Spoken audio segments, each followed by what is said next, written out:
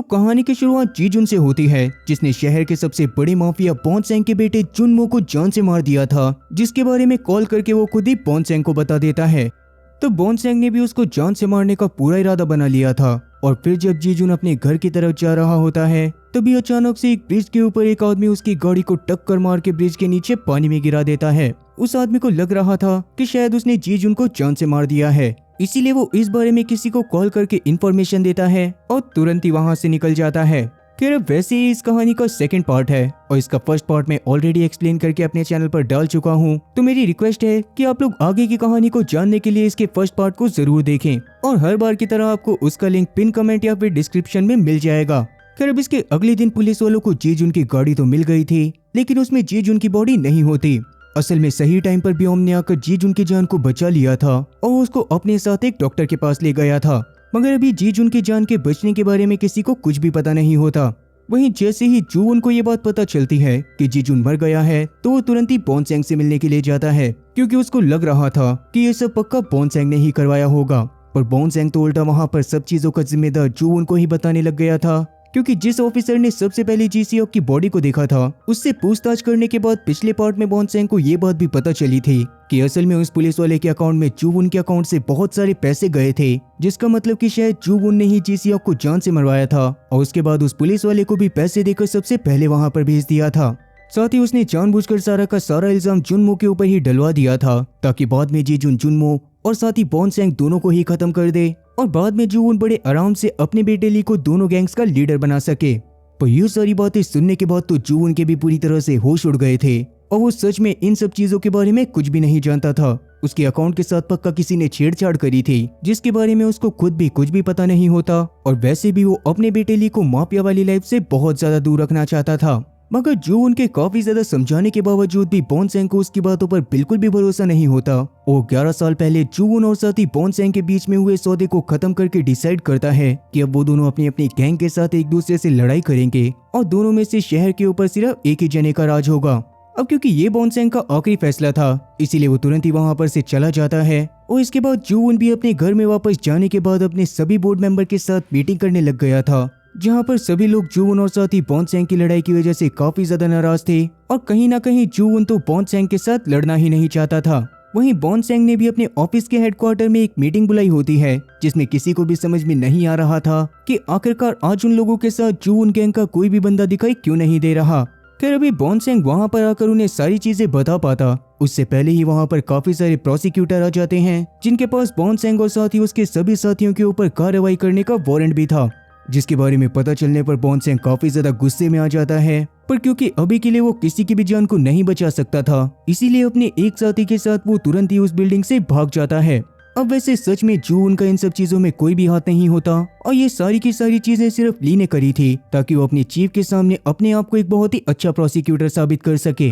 Even उसने decide कर लिया था कि जैसा कि उसने बॉन्सेंग के साथ करा है, जल्दी ही वैसा ही वो अपने पिता जूवुन के साथ भी करेगा। शुरू में तो उसके चीफ को उसके ऊपर भरोसा नहीं होता, पर ली अपने इरादों से पीछे हटने वाला नहीं था और उस शहर से माफिया के राज को पूरी तरह से खत्म करना चाहता था। वहीं जूवुन अभी भी अपने अकाउंट में हुई ट्रांजैक्शन की वजह से काफी ज्यादा परेशान होता है, और क्योंकि उसको पता था कि शहर का डीआईजी यानी कि योंगडू उसके अकाउंट के साथ छेड़छाड़ बड़े आराम से कर सकता है, इसीलिए वो तुरंत ही योंगडू के पास जाकर उससे इस बारे में बात करता है। पर योंगडू तो उल्टा जीवुन के बेटे ली के ऊपर ही सारा ब्लेम डालने लग गया था, क्योंकि ली भी प्रोसिक्यूटर था और अपने ऑफिस में बैठकर उसके लिए ये सारी चीजें करवाना चुटकियों का खेल था। मगर जूवुन को तो उस बात पर यकीन ही नहीं होता कि ली ऐसा भी कुछ कर सकता है, इसीलिए वो साथ साथ योंगडू को धमका भी देता है कि अगर उसने दोबारा से इन सब बातों के बीच में ली को घसीटने की कोशिश करी तो वो उसको जान से मार देगा। लेकिन योंगडू ने तो उसकी बातों को बिल्कुल भी सीरियसली नहीं लिया था और जूवुन इसके बाद वहां से चला गया था। दूसरी तरफ अब तक जीवुन को भी होश आ गया था,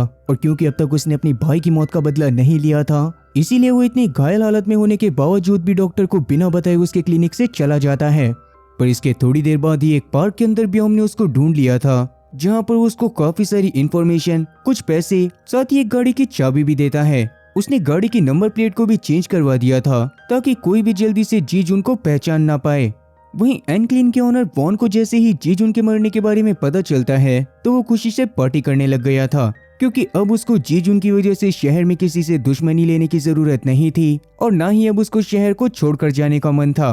पर तभी अचानक से उसके सामने जीजुन खुद पहुंच जाता है, जिसको देखकर उसकी पतलून गीली हो गई थी, क्योंकि असल में जीजुन ने सारी बातें सुन ली होती हैं। पर अभी जीजुन उसके ऊपर ध्यान ना देकर सीधा मुद्दे की बात करता है, क्योंकि उसे लग रहा था कि ब्रिज के ऊपर जिस भी आदमी ने उसको मारने की कोशिश करी थी उसको भी एन क्लीन की मदद से ही हायर करा गया होगा। लेकिन वॉन को तो इन सब चीजों के बारे में कोई भी खबर नहीं होती, क्योंकि इस काम में ना तो उसका इन्वॉल्वमेंट था और ना ही उसकी कंपनी का। इसीलिए तब जीजुन तुरंत ही वॉन से उस आदमी के बारे में भी पता करने को बोलता है। साथ ही अभी के लिए वो वॉन को बस इसी वजह से जिंदा छोड़ रहा था क्योंकि जीजुन की गैर मौजूदगी में उसने ब्योंग हो और साथ ही किम के फ्यूनरल को काफी अच्छे से अरेंज करा था। वहीं दूसरी तरफ अब तक जूवुन को योंगडू की बातें सुनकर समझ आ गया था कि योंगडू ली से कभी न कभी जरूर मिला होगा, और इसीलिए वो इस बारे में जाकर ली से बात करता है कि कहीं वो योंगडू के साथ मिला हुआ तो नहीं है। लेकिन ली के हिसाब से तो उसको इन सब चीजों के बारे में कोई भी आइडिया नहीं था, इसीलिए जूवुन का शक भी उसके ऊपर से पूरी तरह से हट जाता है, जिस वजह से कहीं ना कहीं जूवुन को ये बात तो समझ आ गई थी कि ये सारी की सारी चीजें शुरू करवाने के पीछे बस योंगडू का हाथ है और उसने ही जानबूझकर जूवुन और साथ ही बॉन्सेंग के बीच में लड़ाई करवाई है। पर क्योंकि बॉन्सेंग को ये सब ली की कलाकारी लग रही थी और ऐसे में वो ली को भी जान से मार सकता था, इसीलिए तब जूवुन भी ली की जान को बचाने के लिए अपनी पूरी गैंग के साथ बॉन्सेंग और उसके साथियों को ढूंढकर उनके ऊपर सीधा अटैक कर देता है, जहां पर सारे के सारे लोग इस तरह से चाकू छुरी चला रहे थे जैसे कि वो खाना खजाना के संजीव कपूर को इम्प्रेस करने आए हों। उस दौरान सियांग और उसके साथियों ने मिलकर बॉन्सेंग को बहुत बुरी तरह से घायल कर दिया था और बाद में जूवुन भी वहां पर आकर अपने चिलम वाले पाइप से उसको जान से मार देता है। इस बारे में योंगडू के पास खबर पहुंचने पर वो काफी ज्यादा खुश हो गया था और असल में उसका प्लान खुद भी कहीं ना कहीं शहर के ऊपर राज करने का था, जिसके लिए उसने अभी एक प्रॉपर प्लान भी बनाया होता है, जिसके अकॉर्डिंग उसने बॉन्सेंग और साथ ही जुनमो को तो अपने रास्ते से हटा दिया था। पर अभी के लिए उसके सामने उसके दुश्मन के रूप में जूवुन और साथ ही ली बचे हुए थे। अब रात के समय में वॉन जीजुन के साथ उस बिल्डिंग में डेड बॉडीज को साफ करने के लिए गया होता है, जहां पर बॉन्सेंग और साथ ही जूवुन के लोगों की लड़ाई हुई थी। वहां जाने के बाद सारा सीन देखकर जीजुन को समझ आ गया था कि जूवुन ने असल में ली की जान को बॉन्सेंग से बचाने के लिए ही ये सारा का सारा काम करा था। पर जीजुन को थोड़ा सा शक भी हो जाता है कि जूवुन कुछ ना कुछ तो ऐसा जानता था जिसकी वजह से उसने बॉन्सेंग से बात करके सब कुछ खत्म करने की बजाय उसको ही पूरी तरह से खत्म कर दिया, जिस वजह से जूवुन ने बॉन्सेंग से बात करके मैटर को सॉल्व नहीं करा बल्कि पूरे बॉन्सेंग ग्रुप को ही निपटा दिया। यही सोचकर वो जूवुन के पास कॉल करके उससे मिलने के लिए जाता है और जूवुन जब उसके जिंदा होने के बारे में सुनता है तो उसको सच में बहुत ज्यादा खुशी होती है। वो तुरंत ही जीजुन से मिलकर उसे योंगडू के बारे में सब कुछ बताता है कि योंगडू को असल में 11 साल पहले मिस्टर ओ ही उनकी टीम में लेकर आए थे, क्योंकि उस समय पर वो पुलिस डिपार्टमेंट का चीफ था, जिसकी वजह से उनके काफी सारे पुलिस केसेस निपट जाते थे और मिस्टर ओ को इससे बहुत ज्यादा फायदा होता था। अब वैसे पहले के टाइम पर तो वो एक छोटा सा अमाउंट लेकर चीजों को सेटल कर दिया करता था,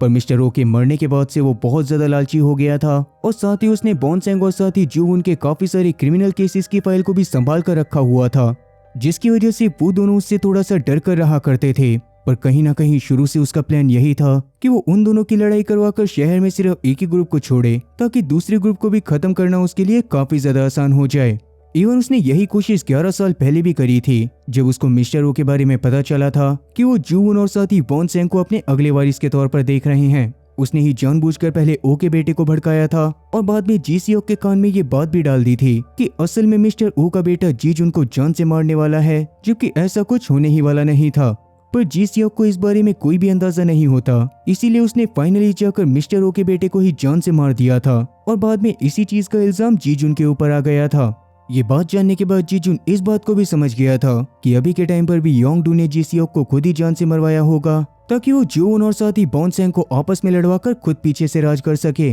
और क्योंकि जीजुन को तो जीसीओक की मौत का बदला लेना ही था, इसीलिए वो वहां से निकलकर सीधा योंगडू को ढूंढने का डिसाइड करता है। पर जूवुन ने उसके लिए ये काम आसान कर दिया था, क्योंकि वो जानबूझकर रात के समय में योंगडू को अपने पास मिलने के लिए बुलाता है, जहां पर जाते ही जीजुन ने योंगडू के ऊपर अटैक कर दिया था और योंगडू को जान से मारने ही वाला होता है। पर तभी अचानक से वहां पर योंगडू का बॉडीगार्ड टेई आ जाता है। टेई असल में पहले के टाइम पर ओ का बॉडीगार्ड हुआ करता था, पर ओ के मरने से पहले जब उसकी जीजुन से लड़ाई हुई थी तो जीजुन ने उसको उस टाइम पर हराकर उसे जान से मारने की बजाय उसका एक हाथ काट दिया था, क्योंकि वो सच में टेई की काफी ज्यादा रिस्पेक्ट करता था। पर टेई को इस बात के ऊपर ही बहुत ज्यादा गुस्सा होता है, इसीलिए उसने जानबूझकर कुछ समय पहले योंगडू की टीम को ज्वाइन करा था और वो जीजुन से अपने पहले वाली बेइज्जती का बदला लेना चाहता था। अब जिस समय पर जीजुन टे के साथ लड़ाई करने में बिजी होता है, उस समय पर योंगडू वहां पर से निकल जाता है। लेकिन उसके कुछ समय बाद ही जीजुन को टे के साथ लड़ाई करना छोड़कर वहां से निकलना पड़ा था, क्योंकि धीरे धीरे उस जगह पर लोगों ने आना चालू कर दिया था।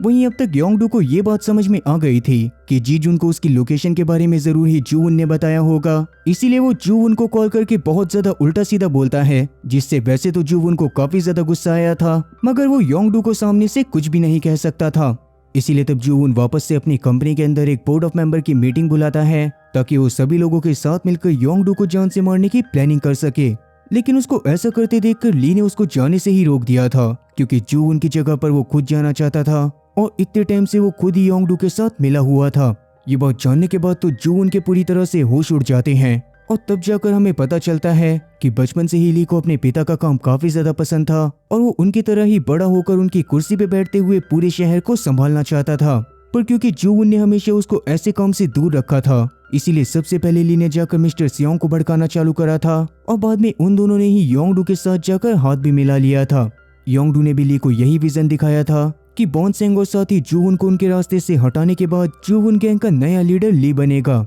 इससे योंगडू को ये फायदा होने वाला था कि वो ली की मदद से बॉन्सेंग और जूवुन को अपने रास्ते से बहुत आसानी से हटा देता और बाद में ली जैसे बेवकूफ बंदे से उसके लिए शहर का कंट्रोल लेना भी काफी ज्यादा आसान हो जाता। अब क्योंकि जूवुन का मैनेजर सियोंग भी ली का साथ दे रहा था, इसीलिए वो ली को काफी ज्यादा उल्टा सीधा भी बोलता है। पर वहां पर ली उसको अपने पास मौजूद एक सर्च वारंट दिखाता है, जिसकी मदद से वो बॉन्सेंग के ग्रुप की तरह जूवुन ग्रुप को भी पूरी तरह से बंद कर सकता था। अब क्योंकि जूवुन के पास शांत रहने की बजाय कोई भी रास्ता नहीं था, इसीलिए वो काफी ज्यादा परेशान हो जाता है। पर ली तो अभी पूरी माफिया वाली वाइब लेते हुए सियोंग के साथ सीधा जूवुन की कंपनी के अंदर पहुंच गया था। पर सारे बोर्ड ऑफ मेंबर जब उसको जूवुन की कुर्सी पर बैठता हुआ देखते हैं तो वो पूरी तरह से बौखला जाते हैं और उनमें से कोई भी ली के साथ काम करने के लिए तैयार नहीं हो रहा था। इवन वहां का एक बंदा ली को उल्टा सीधा बोलते हुए वहां से जाने की भी कोशिश करता है, मगर वहां मौजूद ली के साथ ही उसको जान से मार देते हैं, जिसकी चीख पुकार सुनने के बाद बाकी बोर्ड ऑफ मेंबर काफी ज्यादा डर गए थे और ना चाहते हुए भी उन्हें ली के साथ काम करने के लिए मानना पड़ा था। वहीं दूसरी तरफ अब तक योंगडू को वॉन के जीजुन के साथ मिले होने के बारे में पता चल गया होता है, इसीलिए वो अपने एक आदमी से वॉन को जानबूझ के कॉल करवाकर अपनी गलत लोकेशन देता है और जीजुन भी वहां पर उसको जान से मारने के इरादे से पहुंच जाता है। पर जैसे ही वो एक जगह की पार्किंग पे पहुंचता है, वैसे ही उसके सामने टेई आ जाता है। इस बार उन दोनों ने फिर से एक दूसरे से लड़ाई करना चालू कर दिया था, जहां पर टेई अपना हाथ कटने की वजह से जीजुन को जान से मारना चाहता था, मगर जीजुन अभी भी उसकी काफी ज्यादा रिस्पेक्ट करता था, इसीलिए वो अभी भी उससे नॉर्मली फाइट करता है। इसीलिए उन दोनों की ये भयंकर लड़ाई काफी ज्यादा देर तक चली जा रही थी और इसका कोई भी कंक्लूजन नहीं निकल रहा था।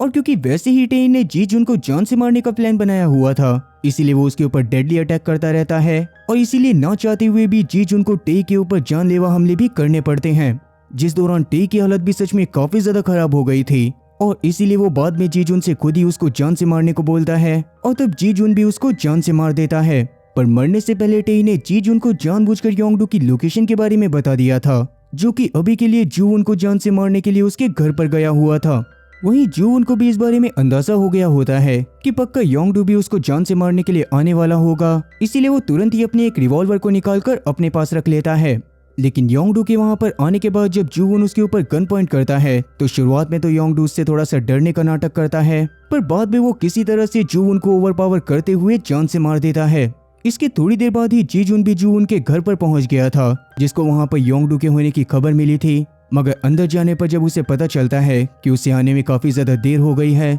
तो वो सच में काफी ज्यादा टूट जाता है। इवन उतने में ही वहां पर काफी सारे पुलिस वाले भी आ गए थे, क्योंकि योंगडू ने जानबूझकर टेई से जीजुन को यहाँ पर भेजने के लिए बोला था ताकि वो जीजुन को ही जूवुन के कत्ल के इल्जाम में फंसा सके। इसमें वो पूरी तरह से कामयाब भी हो गया था और सभी लोग जीजुन को ही जूवुन की मौत का जिम्मेदार मान रहे थे। ली को भी अपने पिता की मौत के बारे में सुनकर सच में काफी ज्यादा दुख होता है, क्योंकि बेशक से वो उनकी कुर्सी को पाना चाहता था, मगर वो उनको जान से मरवाना नहीं चाहता था। पर जैसा कि उसने अपने पिता के कमरे में सेटअप करा हुआ था, इसीलिए घर पर आने के बाद जब वो उसकी रिकॉर्डिंग को सुनता है तो उसे साफ पता चल जाता है कि योंगडू ने ही उसके पिता को आकर जान से मारा था और साथ ही वो खुद पूरे शहर को पाने के लिए ली को भी धोखा दे रहा था। वहीं जैसा कि अभी योंगडू ने जीजुन को पकड़ा था, पर जीजुन उसके हिसाब से अब उसके लिए कोई बड़ा खतरा नहीं था, इसीलिए वो तुरंत ही अपने काफी सारे पुलिस वाले साथियों के साथ उसे एक टनल की तरफ भेज देता है, जहां पर उसके सारे के सारे पुलिस वाले मिलकर जीजुन को जान से मारने वाले थे। मगर जीजुन को तो उनकी बातें सुनने के बाद काफी ज्यादा गुस्सा आ रहा था इसीलिए वो उस खाली टनल के अंदर ही उनके ऊपर अटैक करना चालू कर देता है, जिससे फाइनली गाड़ी का एक्सीडेंट भी हो गया था। उस दौरान वैसे तो जी जुन ने सभी लोगों को जान से मार दिया था, पर उस समय पर एक पुलिस वाला आकर उसको जान से मारने ही वाला होता है, पर उतने में ही वॉन वहां पर अपनी गाड़ी को लाते हुए उस बंदे को ठोककर जान से मार देता है। हालांकि वैसे तो अभी उसे उस लोकेशन के बारे में योंगडू की वजह से ही पता चला था, क्योंकि योंगडू ने उसके ऊपर एक बार वापस से भरोसा करके उसे वहां से डेड बॉडी साफ करने का काम दिया था। पर क्योंकि जी जुन को अपने भाई का बदला लेना होता है और साथ ही कहीं ना कहीं जी जुन एक टाइम पर वॉन का भी बहुत अच्छा दोस्त हुआ करता था, इसीलिए ही वॉन ने अभी उसकी मदद करी थी और साथ ही उसने योंगडू से भी झूठ बोल दिया था कि जी जुन भी जान से मारा गया है। साथ ही तो वो योंगडू के बारे में काफी सारी चीजें और भी बताता है, जैसे कि उसे बहुत पहले ही किसी और जगह पर ट्रांसफर होकर एक बहुत ही बड़ी पोस्ट मिलने वाली थी, पर जानबूझकर उसने इसी शहर में रहने का डिसाइड करा ताकि बाद में जाकर वो जूवून और साथ ही बॉन्सेंग की गैंग के ऊपर कब्जा कर सके। और क्योंकि अभी के टाइम पर कहीं ना कहीं वॉन को ये बात पता थी कि योंगडू को बाद में जब जी जुन के जिंदा होने के बारे में पता चलेगा तो वो उसको भी पक्का जान से मारने की कोशिश करेगा, इसीलिए उसने अपनी सारी जमा पूंजी लेकर शहर से बाहर जाने का डिसाइड कर लिया था, जहां पर जाकर वो इन सारी चीजों को छोड़कर खुद भी एक नॉर्मल लाइफ जीने वाला था।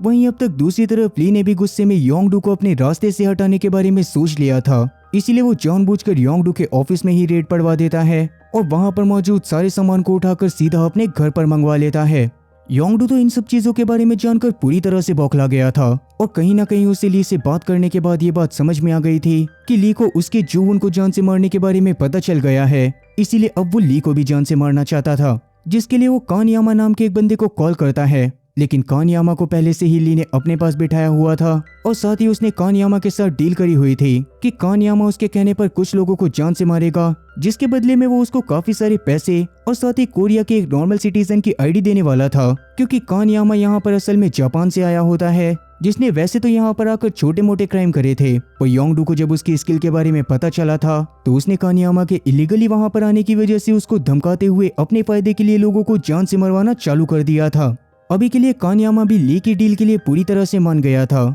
जिसके बाद ली वहां पर से सीधा अपने घर पर जाकर योंगडू के सामान को चेक करने लगता है। उसमें उसको योंगडू के बारे में काफी सारी फाइल्स मिल गई थी, जिससे उसे ये बात पता चल जाती है कि योंगडू हमेशा से ही बॉन्सेंग और साथ ही जूवून दोनों को ही धोखा दे रहा था। और क्योंकि कहीं ना कहीं जूवून ने भी उसको इस बारे में समझाया था, इसीलिए ली को अभी जूवून के लिए बहुत ज्यादा बुरा लग रहा होता है। इसीलिए वो तुरंत ही सियोंग को अपने पास बुलाकर जूवून के फ्यूनरल को अच्छे से अच्छा करने को बोलता है। जूवून के फ्यूनरल के टाइम पर उसके सारे बोर्ड ऑफ मेंबर्स आए थे, जिनको ली ने वहां पर एक मीटिंग करने के लिए भी बुलाया था, इसीलिए सारे लोग जूवून के फ्यूनरल को अटेंड करने के बाद ली से मीटिंग करने का वेट करने लगते हैं। वहीं वॉन भी अब तक अपने सारे बोरिया बिस्तर को समेट चुका था और अभी के लिए वो अपने भाई के साथ एक बोट पर आया होता है, जहाँ पर से ही वो एक बोट की मदद से किसी और जगह पर जाने वाला था। फिर उसके बाद जब उसका भाई थोड़ा सा बोट वाले लोगों से बात करने के लिए जाता है, उतने में ही दो बंदे वहां पर आकर वॉन के ऊपर अटैक करना चालू कर देते हैं, क्योंकि वो उससे उसके पैसे छीनना चाहते थे। उन्होंने वॉन को बहुत बुरी तरह से घायल कर दिया था, पर जैसा कि वॉन खुद भी इस लाइन में काफी ज्यादा टाइम से था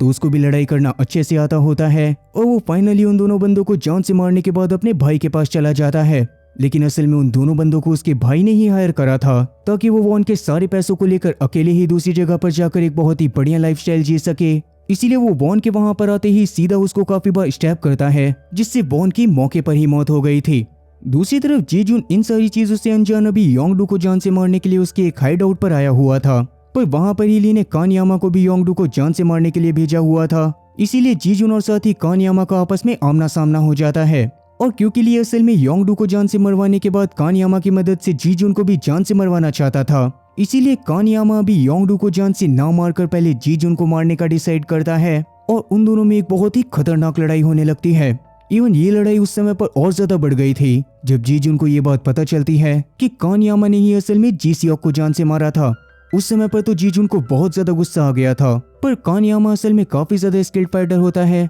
और उसने लगभग जी जुन को जान से मार ही दिया था। मगर अभी के लिए जब वो जी जुन के सामने उसके भाई की बेइज्जती करने लगता है तो जी जुन से ये बात बिल्कुल भी बर्दाश्त नहीं होती और वो बहुत ज्यादा गुस्से में आते हुए कानयामा के ऊपर काफी ज्यादा ब्रूटली अटैक करता है, जिससे फाइनली कानयामा की भी मौत हो गई थी। इसके बाद जी जुन ऊपर वाले फ्लोर पर चला जाता है जहाँ पर योंगडू भी मौजूद था, जिसको जी जुन की घायल हालत को देखने के बाद लग रहा था कि जी जुन उसको किसी भी हालत में नहीं मार पाएगा। पर क्योंकि जी जुन के उसकी टीम में होने की वजह से वो सच में काफी ज्यादा पावरफुल हो सकता था, इसीलिए वो जी जुन को अपनी टीम में शामिल करने के लिए ली के खिलाफ उसे हर एक एविडेंस देने के लिए तैयार होता है। जिसकी मदद से जी जुन बड़े आराम से साबित कर सकता था कि जी सियोक की जान को किसी और ने नहीं बल्कि ली ने ही लेने को कहा था। साथ ही तब वो जी जुन को पूरे शहर का सबसे बड़ा माफिया बनने के लिए भी ऑफर करता है, मगर जी जुन तो किसी भी हालत में बस अपने भाई की मौत का बदला लेना चाहता था। इसीलिए वो पास में पड़े कुछ पेपर को उठाकर तुरंत ही योंगडू के ऊपर फेंकता है और बाद में उसके ऊपर बहुत बुरी तरह से अटैक कर देता है। उस दौरान भी योंगडू अपने एक खंजर की मदद से जी जुन के ऊपर अटैक करने की कोशिश कर रहा था, मगर तब जी जुन ने उसके खंजर से उसको ही स्टैब करवा दिया था और बाद में उसकी उंगलियां भी काट दी थी। जिसके बाद जब योंगडू किसी भी लायक नहीं बचता तो जी जुन उसके गले को भी काट कर उसे जान से मार देता है और वहां पर से सीधा जूवुन के फ्यूनरल में पहुंच जाता है, जहां पर जी जुन को जिंदा देखकर ली के चेहरे की तो हवाइयां उड़ गई थी। पर फ्यूनरल पर होने की वजह से वो अभी एक दूसरे से ज्यादा कुछ भी नहीं बोलते और जी जुन जूवुन के अल्टार के पास जाकर उसको रिस्पेक्ट देता है और बाद में वो जाकर ली को धमकाता है कि जूवुन के फ्यूनरल के खत्म होने के बाद वो उसको जान से मारने के लिए आएगा, क्योंकि उसके भाई की मौत में जितने भी लोगों का इन्वॉल्वमेंट था उसमें से अभी सिर्फ ली ही जिंदा बचा होता है। इतना बोलकर वो वहां पर से सीधा ब्योम के पास चला गया था, जहां पर जाने के बाद वो उसको योंगडू की एक पेन ड्राइव देता है जिसमें ली की काफी सारी रिकॉर्डिंग थी और उनमें ही पूरी रिकॉर्डिंग भी शामिल होती है जिसमें ली ने जी सियोक को जान से मारने को कहा था।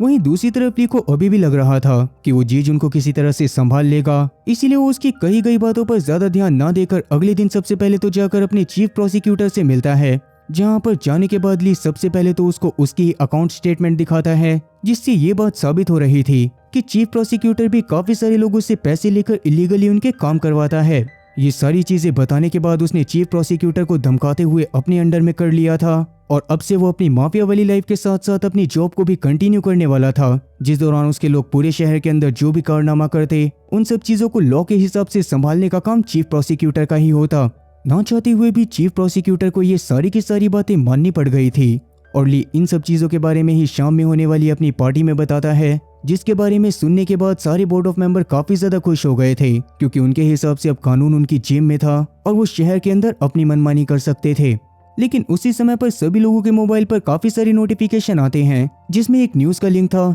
जो देखने के बाद तो सभी लोगों के चेहरे की पूरी तरह से हवाइयां उड़ गई थी, क्योंकि असल में ली की जी सियोक को जान से मारने वाली बात को भी हमने न्यूज चैनल्स में फैला दिया था और ली का प्रोसिक्यूटर का करियर पूरी तरह से खत्म हो चुका था। इसीलिए अब सारे लोग तुरंत ही बहाना बनाते हुए वहां से एक एक करके निकलने लगते हैं और एक बंदा वहां पर ली का मजाक बनाने की भी कोशिश करता है। और क्योंकि ली भी इस टाइम पर कुछ भी नहीं कर सकता था और उसके हाथ से भी उसकी पूरी पावर जा चुकी थी, इसीलिए वो गुस्से में सीधा उठकर उस बंदे को ही मारना चालू कर देता है और उसके सर पर बर्तन से मार मार कर उसकी जान ले लेता है। वो उस बंदे को मारते मारते पूरी तरह से पागलपन पे उतर आया था, जो देखने के बाद डायरेक्टर सेओंग उसको किसी तरह से संभालता है और उसको वहां पर से सीधा घर पर जाने को बोलता है। पर क्योंकि कहीं ना कहीं सेओंग इस बात को भी जानता था कि जी जुन भी वहां पर जल्दी ही आने वाला होगा, इसीलिए उसने जानबूझकर ली को सीढ़ियों से जाने के लिए बोला था। खैर नीचे अब तक सच में जी जुन पहुंच गया था, जहां उसके नीचे आते ही उसको सेओंग के काफी सारे बॉडीगार्ड्स घेर लेते हैं, जो कि उसको जान से मारने के लिए पूरी तरह से तैयार थे। पर उनमें से एक बंदा जी जुन के सामने आया ही था कि जी जुन उसको बहुत ही बुरी तरह से घायल कर देता है, जो देखने के बाद तो सभी लोगों की फटके 4 से 64 हो गई थी। और क्योंकि सेओंग अभी खुद इन बच्चों को जान से नहीं मरवाना चाहता था, इसीलिए वो जी जुन से आकर खुद ही लड़ाई करने लग जाता है। हालांकि सेओंग इस बात को समझ रहा था कि उसने ली का साथ देकर बहुत ज्यादा गलती करी है और अभी के लिए भी वो जी जुन के साथ लड़ाई करके उसको धोखा दे रहा है, पर क्योंकि अपनी जॉब में वो सच में काफी ज्यादा लॉयल था, इसीलिए उसे ना चाहते हुए भी जी जुन से अभी लड़ाई करनी पड़ रही थी। अब वैसे तो जी जुन सच में पहले से काफी ज्यादा घायल था, इसीलिए उसको सेओंग से भी लड़ाई करने में थोड़ी सी दिक्कत आ रही थी, पर फाइनली वो सेओंग को भी जान से मार देता है। सेओंग के पुराने दोस्त होने की वजह से उसे सेओंग को जान से मारने का भी बहुत ज्यादा दुख था, पर कहीं ना कहीं अब जी जुन भी इस बात को जानता था कि उसके पास भी इंजरीज की वजह से जीने के लिए ज्यादा टाइम नहीं बचा है, इसीलिए वो वहां पर से सीधा ली के रूम में चला जाता है। खैर अब तक ली को भी ये बात समझ में आ गई थी कि वो जी जुन से किसी भी हालत में नहीं बच सकता, इसीलिए वो अपने पिता की कुर्सी पर बैठने के बाद उससे उल्टी सीधी बातें करने लगता है। बचपन से ही वो अपने पिता को काफी ज्यादा इज्जत मिलते हुए देखता था और इसीलिए उसका मन था कि वो आगे चलकर उनकी तरह ही बने, मगर जी जुन ने तो अभी उसके पूरे प्लान को बर्बाद कर दिया था और अब वो किसी भी हालत में शहर का राजा नहीं बन सकता था, इसीलिए वो जी जुन के ऊपर बहुत ज्यादा गुस्सा भी होता है। अभी के लिए उसने अपने पास मौजूद रिवॉल्वर की मदद से जी जुन को शूट भी कर दिया था, पर जी जुन अपने पास मौजूद एक डैगर को उठा लेता है और ली की तरफ बढ़ने लगता है, जिससे फाइनली अब ली को भी जाकर ये बात समझ में आ गई थी कि माफिया वाली लाइफ में हमेशा जान का खतरा रहता है और इस लाइफ में बिल्कुल भी मजा नहीं है। यही सोचकर वो अपने आप को भी शूट करने वाला था, पर क्योंकि जी जुन उसको इतनी आसान मौत नहीं देना चाहता था, इसीलिए वो अपने पास मौजूद डैगर की मदद से उसकी रिस्ट को ही पूरी तरह से काट देता है और बाद में उसको जुवुन की कुर्सी के ऊपर बिठाकर उसके गले को भी काटता हुआ वहां से चला जाता है। हालांकि वो वहां पर से सीधा हॉस्पिटल में जा सकता था, पर इतनी सारी चीजों को झेलने के बाद और अपने सभी साथियों को खोने के बाद उसमें बिल्कुल भी जीने की इच्छा नहीं बची होती। इसीलिए वो इतनी ज्यादा घायल हालत में जाकर सीधा उस जगह पर बैठ जाता है जहां पर जी सियोक ने उससे आखिरी बार आकर बात करी थी। वहां पर जाने के बाद वो अपने बगल में जी सियोक को ही इमेजिन कर रहा था, जो कि उसको लाइफ को जीने के लिए मोटिवेट कर रहा होता है। मगर जी जुन का मन तो जी सियोक के पास आने का था, इसीलिए वो हॉस्पिटल में ना जाकर पूरी रात उसी जगह पर बैठा रहता है, जिससे आखिरकार सुबह तक वो भी मारा जाता है। अब वैसे क्या आपके हिसाब से जी जुन को हॉस्पिटल में जाकर जिंदा रहना चाहिए था? कमेंट सेक्शन में इस बारे में जरूर बताना, क्योंकि ये कहानी यहीं पर खत्म होती है। और आप लोगों को ये कहानी कैसी लगी और क्या आगे मुझे इस तरह की कहानियों को लेकर आना चाहिए? कमेंट सेक्शन में इस बारे में भी जरूर बताना। बाकी उम्मीद है कि आप लोगों को मेरी एक्सप्लेनेशन पसंद आई होगी, और मेरी एक्सप्लेनेशन पसंद आई हो तो चैनल को सब्सक्राइब करना और बेल नोटिफिकेशन को ऑल पर सिलेक्ट करना, और साथ ही वीडियो को भी लाइक करना। मैं ऐसी ही और मजेदार एक्सप्लेनेशन वीडियोस लेकर आता रहूंगा। क्या तब तक के लिए टाटा और गुड बाय।